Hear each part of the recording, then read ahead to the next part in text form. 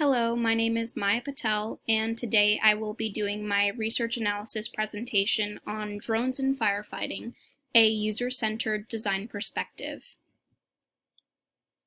So the main purpose of this study explores the implementation of a user-computer interactive drone, which can be used in firefighting, mainly to reduce risk of unnecessary exposure to hazard.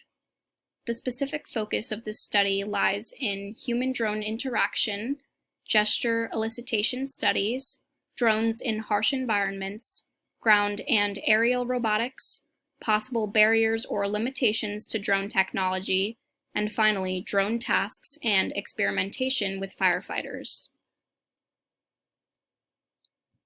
To understand the current and potential future use of drone technology in firefighting, the researchers conducted two user studies to understand the human-computer relationship.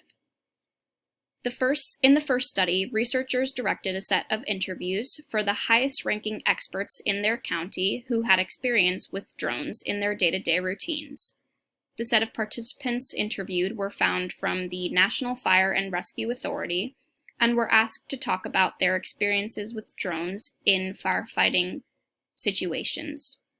From the interviews, the researchers learned that the drones that are used can be used as flying cameras, show live feed, take pictures, and even videos, their main challenge being situational awareness. In the second study, it was aimed to understand operational firefighters and the tasks that they would like the drones to perform, as well as the preferred gesturing of firefighter to drone.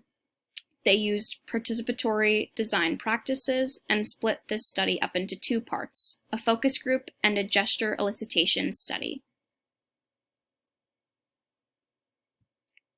In Study 1, major conclusions that experts came to was that the leading challenge was situational awareness, or more formally, the drone's ability to know what's going on in real time. An expert described a key example of a drill that was conducted as a part of the rescue and defense efforts to use drones to extinguish fires. This particular experiment was unsuccessful, and researchers discovered that firefighting barrages require more novel technologies to assist them in their work. Experts also pointed out many technical limitations that come with the usage of drones. For example, the disruption of visibility in situations where a drone is unable to see because of fire or smoke, or even limitations having to do with equipment or their uniform. They suggested that human-drone interaction with semi-autonomous drones would help overcome this issue. In the second study of the gesture elicitation study, users were prompted to create a gesture or symbol and to generate a desired effect, or referent.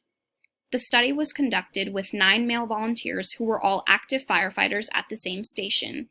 Their ages ranged from 31 to 55, with high levels of experience. After agreeing on a set of tasks, participants were prompted to generate the task as they would in a regular firefighting environment.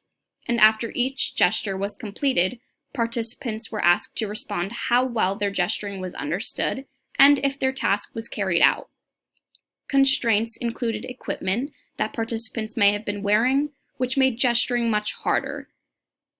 Another constraint was partnering, where one partner was required to hold equipment and the other was prompted to interact with the drone.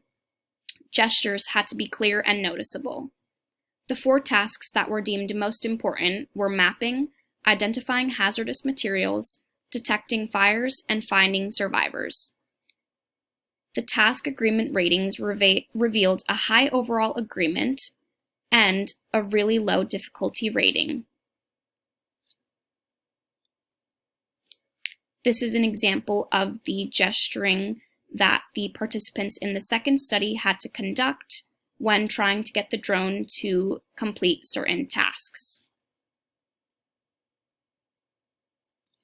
The results from both sets of studies show how researchers can learn a lot about basic firefighter needs and how they are going to approach human-drone interaction in the future. Researchers concluded this experiment by discussing socio-technical factors which should also be considered when attempting to integrate drone technology in emergency response situations. With further research and testing in real-life situations, the integration of semi-autonomous drones in firefighting is something that can greatly contribute to their routine.